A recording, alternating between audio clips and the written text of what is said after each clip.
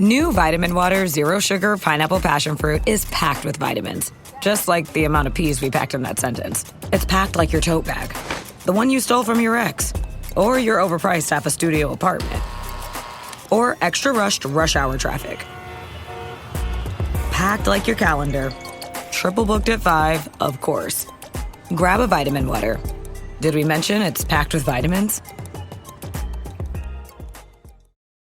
This episode is brought to you by LinkedIn. Healthcare professionals can lead their careers with LinkedIn. Discover jobs by specialty, preferred shifts, and even desired salary. From mental health therapists to radiology technicians, it's now faster and easier for healthcare professionals to find the right fit. Learn more at linkedin.com/healthcare. Side effects may include faster job placement, improved work-life balance, and increased career satisfaction. Hey, it's Paris. You know I love sparkly things, right? Like stars. Duh. And thanks to Hilton and AutoCamp, I just slept under them. Picture me, serving looks by the fire outside my luxurious Airstream, making s'mores with the kids, while a national park is our backdrop. The great outdoors meets Hilton hospitality. That's hot. Explore all the new ways to stay at Hilton.com. Hilton for the stay. As a sports fan, I have to confess. Sometimes the game gets kind of boring. That's when I unfold my Samsung Galaxy Z Fold 7 and use multi-window viewing on its large screen. Boring game? I'm checking out my fantasy baseball league at the same time. Score still 1-0? I'm replying to emails in the other window, scoring points with the boss. Semifinals finally getting exciting? I'm buying tickets to the finals and booking my flights. Can your phone do that? The new Galaxy Z Fold 7. Get yours at Samsung.com. My cat Freddie loves to be brushed and cuddled. But stirring up his cat allergens meant sneezing and itchy eyes. Then I found Purina One Live Clear. It's cat food that reduced the major allergen and my suffering in as little as 21 days. Now, we feel closer than ever. If you have issues with cat allergens, you really need to try Purina One Live Clear. Try new Purina One Live Clear today. Purina One, a difference from day one. Hey, thanks for listening to Reversing Climate Change. I'm your host, Ross Kenyon. Before we get going, I'd love to tell you a little bit about our sponsors. They make the show possible. I would love it if you could listen for just a minute while I tell you about Philip Lee, LLP, and Arbonics. If you work in carbon removal, you very well may have come across Philip Lee, LLP's work. I originally saw Philip Lee give a presentation about some of the common provisions within offtake agreements, and I was impressed by the quality of their scholarship and their work, and I'm happy that we were able to stay in touch and finally do this together. I think the law is an underrepresented part of what happens within carbon removal. We assume it's the background, we assume it's the mechanics. It actually takes a very smart and creative person to be a good lawyer. I think if you've ever had a bad lawyer, you know that there's quite a big difference between a good and a bad lawyer. And what's good about Philip Lee, beyond the good experience that I've had personally, is that they're also just the largest legal team dedicated to the financing and development of carbon projects globally. They actually were awarded Environmental Finance's VCM Law Firm of the Year for each of the last 2 previous years. And they have offices in the US, Europe, and the UK. If you have business law needs around nature-based carbon projects or engineered ones, if you're working with sustainable aviation fuels and the integration with CORSIA, anything to do with the VCM generally, Article 6 of the Paris Agreement, the CRCF that's coming out of the EU now, get in touch with Philip Lee. If you're working in this space, you really do need a good eye to the law. These projects need legal care. There's a lot of structuring that takes place. It's really not turnkey at this point still. And there's a lot more innovation and creativity that's going to be needed to make sure that the legal infrastructure that supports carbon removal is there. So, link is in the show notes. Go check out Philip Lee. Our other sponsors are Arbonics. Arbonics is great. They've been on the podcast before. I did a show with Lizette Louique, which I'll link to in the show notes too if you want to go listen to that show I did with Lizette. Arbonics is working on forestry in the Baltic states of Europe. Europe used to be much more heavily forested. The great majority of forestry projects take place in the global south, which is generally a good thing, but we also do need forestry to take place in the EU and in Europe as well. Arbonics has put out some great research recently about the state of afforestation projects, about the bottlenecks in the industry, why the high quality credits are selling out far ahead of issuance, what that means for people who want to be buying carbon removal credits for forestry but cannot. It's a really important set of questions that Arbonix addresses with grace. I would recommend you checking out their work and also just checking out Arbonix in general. If you want to support forestry, give Arbonix a look. Link is in the show notes there. Thanks for listening, and now I will go into the show itself. Thanks for your time. Here it is.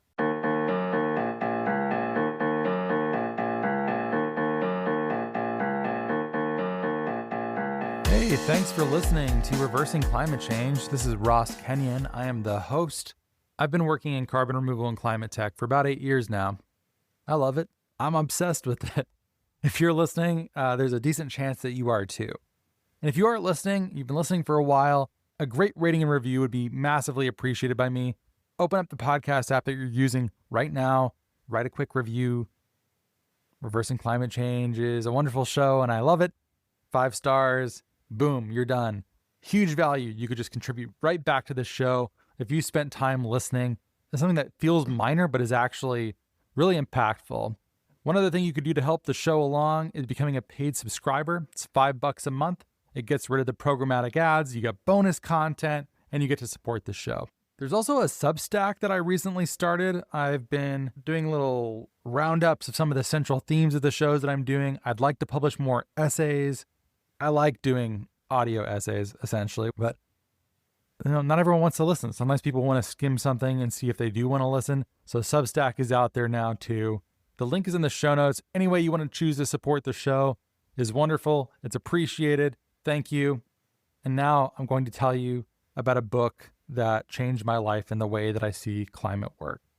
I actually don't see people talk about this book or this way of seeing very often. I don't know why, because the view from space and the view from planetary science is one of those paradigms that it makes me feel both big and small at the same time. It makes me feel small in the way that I can exhale and not take on all of the pressure of humanity and the community of living creatures and of Gaia and of the earth and of everything at the same time. And big in the way that it makes me realize that humanity is in its growing pains and needs to learn how to step up to its role. It needs to learn how to grow into its role as effectively the manager of Earth. And that is an idea that should make you feel a little bit icky, but I think the way in which David Grinspoon talks about it is going to make it less icky than it sounds. The book is called Earth in Human Hands, Shaping Our Planet's Future by Dr. David Grinspoon. David's been on the show, I think, twice in the past, but it's been several years. In fact, I'm probably going to use this episode as a chance to reach back out to him and say, we need to catch up. We need to talk about what's changed since we last spoke. It's a wonderful book. It's huge. I don't even mean it in terms of length. I mean, thematically, it's huge. There's a lot that goes into the development of climate science and planetary science as disciplines, about how looking at other planets has led us to think more about the feedback loops in planetary systems on Earth and how they can be influenced. It talks about SETI and the search for extraterrestrial life. It talks about what it's like having Carl Sagan almost like as your uncle who's just hanging out at your house as a kid, and how could that not help but influence you essentially. And it also deals with things like the Lovelock-Margulis Gaia hypothesis. We tend to see the Earth as a series of discrete systems that we can separate from one another, but they're all weirdly connected. Bizarrely so. Like, did you know hydrology impacts plate tectonics, and that if there was less water on Earth, there would actually be less volcanism? I didn't know that. I don't think most people know that the water cycle and volcanism are connected at all. It's one of those things where the more you pick at something, the more you realize how it's all connected. We didn't realize that your gut microflora can cause depression. Interesting. It turns out it can. Or at least there's some sort of correlation there that is happening. These systems are all deeply connected. But the reason I wanted to talk about David Grinspoon's work today is that the title of the book is Earth in Human Hands. There's both good and bad versions of this. I'll borrow Charles C. Mann's Wizard versus Prophet terminology for this. He's also a podcast alum. I'll put his show in the show notes if you'd like to go back and check it out. If you're a prophet, the idea that Earth is in human hands is a terrifying thing. It's too much power for us. We should turn our back on this much power and retreat from this responsibility that's been thrust upon us. It's godlike. We shouldn't have it. This is when bad things happen, when humans think that they are greater than they are, and this hubris causes our downfall. Of all the myths like Icarus, there are so many of them where hubris gets us in trouble, and even dabbling, touching, merely grazing the idea that Earth could be in human hands is a sign that we've grown too big for our britches. We need to retreat. If you're a wizard, you probably think technology will save us, that we're going to grow and develop our way out of all problems, that we'll continue solving problems as we create them, and things are broadly going to be okay, as long as we don't slow down technological and economic development. The idea that the Earth is in human hands probably to some sounds like a great opportunity, a great business opportunity. That sounds more cynical than I really mean it to be. But there is a sense of dominion, a biblical dominion here, that we're supposed to be fruitful, multiply, bring the world under our plow and manage it for our exclusive benefit. That might be a tiny bit uncharitable. It might not be entirely correct, but I think people who do tend to see technology and economics in this way have a bit more of that Ayn Randian, the human mind is what values. We should be maximizing for the human mind, and lesser minds, incapable of even understanding value, should not have a place in determining what the world looks like, because they aren't even capable of having that thought. I recognize that's a provocative way of putting this, and not everyone who is a wizard has that sort of Randian approach, but that is the extreme version of it. I can be unfair to the prophets if you want to, people who think that, we should just be eating sludge, live in little shacks, not try to develop any technology, because any amount of technology puts us in the same spot. It's like as soon as we start experimenting with fire, as soon as the first wheel exists, we're on the road to technological singularity in our own doom. And primitivism is truly the only hope for long duration human sustainability, essentially, is to never leave Eden. I think that's sort of the exaggerated position of the prophet. So whatever, I sketched out some extreme versions of both of those ideas. And David Grinspoon is coming into this debate and trying to honor both of those positions, as they each have a part of the puzzle. They're each right to some degree about their critiques of the other. And is seeing this in particular in the light of the Anthropocene, which is a debated stratigraphic term about the epoch or era or eon that we're currently in. There's a lot of debate about, is this a small event that's relatively minor? Is this a longer era that is going to be the beginning of a new human-dominated geological time series? Or not? And this is not a question we're going to solve here, because stratigraphy is something that people are going to be arguing about for a long time. Even among people who think we are in the Anthropocene right now, a human-dominated geological moment, set of moments, longer than moments, when it even began is open to debate as well. Is it fire, agriculture, the Manhattan Project, going to space, going to the moon? Will it be when artificial general intelligence arrives, if it does arrive? There's a lot of questions about when it would even begin. But the question to Grinspoon is not whether or not we're in the Anthropocene and whether it's an event or an era or some other geological unit of time. The interesting question is it going to be a good Anthropocene or not? Is it going to be a mature Anthropocene where we learn how to deal with the power that we now have in our hands? Or is it going to be a period where we collapse in on ourselves and fall apart? The way that it's often put is that our technology has advanced faster than our political systems have advanced. We're a toddler with a race car, and we really don't know what we're doing. In fact, a toddler with a race car would be relatively safe because I don't think they could operate it. But maybe, I don't know, whatever metaphor you want to stick in there, we're just not prepared for this responsibility. At this point now, we can't easily just walk away from Earth systems and retreat to the caves.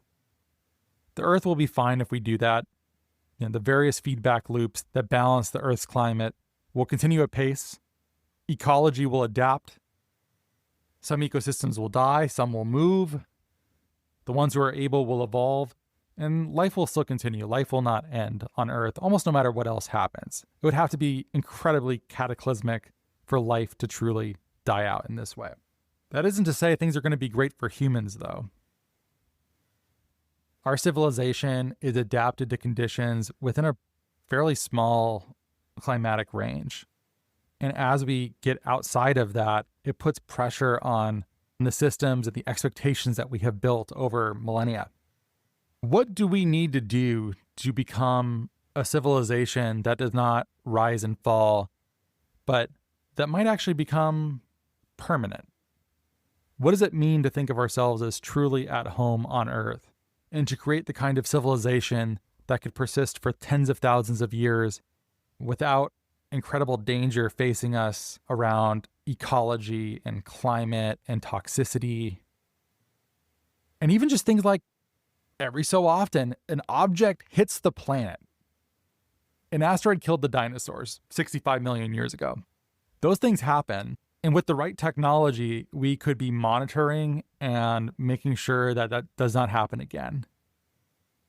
But rather than looking up to our future, we're very much on a planet that we are strangling and in a pretty fair amount of conflict between ourselves.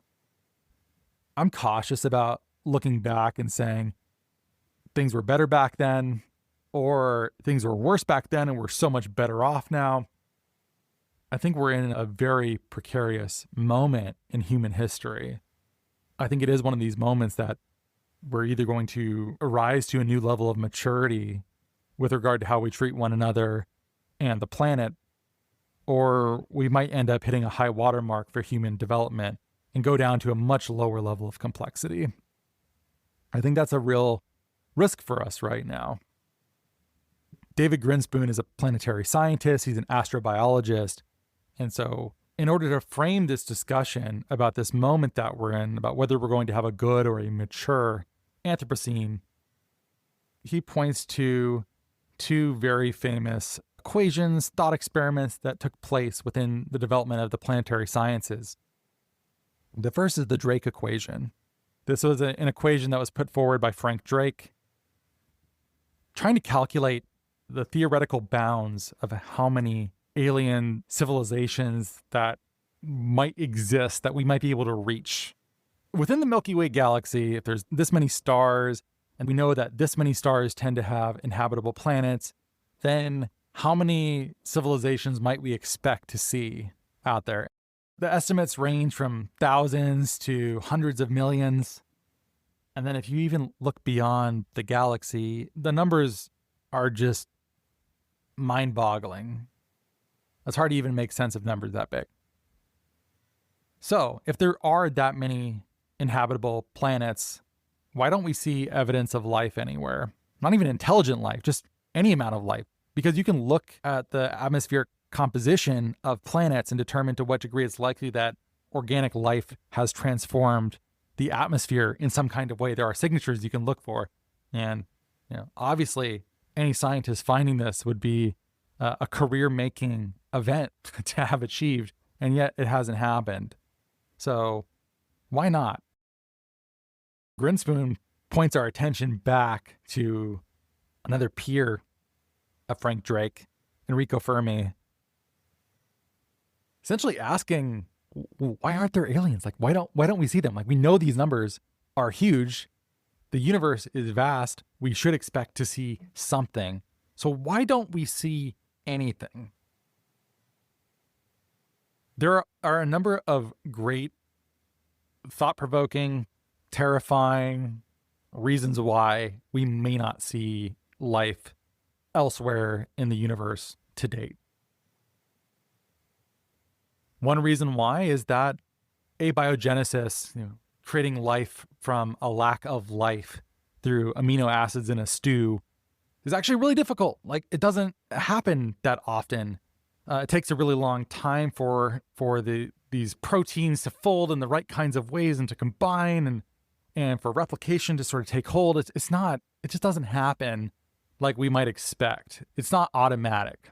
That's one explanation. Another explanation is that we're living in a zoo. The aliens know that we're just not ready to become a transplanetary, mature civilization. We're just not there yet. And they're giving us a chance to either work it out for ourselves or they're watching us for their own amusement.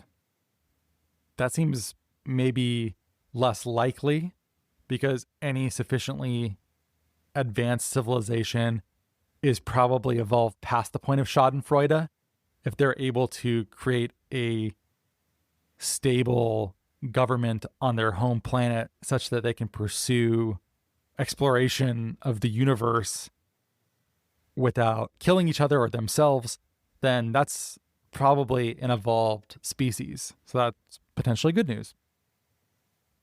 Another theory is that the universe is super dangerous. Civilizations that broadcast their existence are at great risk of being attacked by marauders. And therefore, civilizations know that the universe is a dangerous neighborhood and they keep quiet. That one's possible. Grinspoon ends up on the optimistic side that any civilization that is able to conquer homeworld politics and expand to become transplanetary is likely not predatory in the way that we might expect. I don't know. It's a possibility that we can't fully discount. That is an explanation. Another potential thing that happens here is that there's a number of what are deemed great filter events.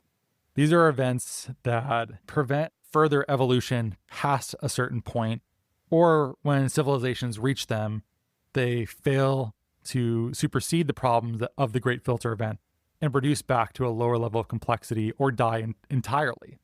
Some of them are natural and biochemical in nature.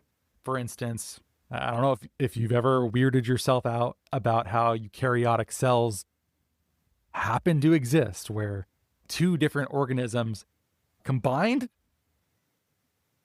and created multicellular life. Took a super long time to go from prokaryotic to eukaryotic life. The first time it happens then, and it sticks, those mutations are passed down genetically, and it radically changes the composition and trajectory of life on the planet. And it's possible that that is a great filter event that's just natural, biochemical. If that does not happen, if that random act where rather than being consumed, they end up teaming up in a way that allows for a new type of life, if that doesn't happen, then that's a great filter event that prevents the further evolution of that civilization. There are, of course, others, but we may be at a great filter event right now. Our technology is powerful. With the arsenal that humans possess, the world could be destroyed or made uninhabitable several times over for many of the creatures on Earth. And I know it's easy to ignore the threat of nuclear war, but if you haven't read Ann Jacobson's book about it, it's terrifying. I do recommend learning about just how dangerous the North Korean nuclear situation was during the Obama administration and then under the first Trump administration is also really fascinating how close it came and how dicey it's been. It's not always as far off as people like to think it is. We look back and think of Stop, Drop, and Roll and games like Fallout as being sort of hokey, and we've moved past them, but the threat is not gone at all. It's easy to forget, but you really shouldn't. And climate change could also just be a great filter event. It's possible that intelligent life, and David Grinspoon leaves it open to whether or not humans qualify as intelligent life, and that's not nearly as profity as it sounds. Certain biological forms have the pleasure. It's really weird to say a sentence like this in a way that includes humans and cyanobacteria and also doesn't include the amount of agency that humans have, but not cyanobacteria. But certain beings change the atmosphere at points. Cyanobacteria killed off basically the entire planet, or very nearly so, by oxygenating the atmosphere. And humans are doing that by releasing greenhouse gases into the atmosphere. It's not nearly as dramatic as the oxygenation of the atmosphere, at least in my layperson's understanding, but we haven't grappled with it. The attempts that we've made in good faith to deal with it have not been as serious as we would hope. And then also, the world is backsliding and focused much more on security competition and geopolitics right now than climate. There are places in the world where climate policy is advancing, but in much of the world, it's retreating. And the Great Filter event theory here, or thought experiment, imagines that other civilizations get to a point in their development where they're changing the composition of the atmosphere or facing some other change of feedback loops that they are causing or amplifying. And they need to develop the political institutions necessary to manage that before the consequences make their continued civilizational success less likely or impossible.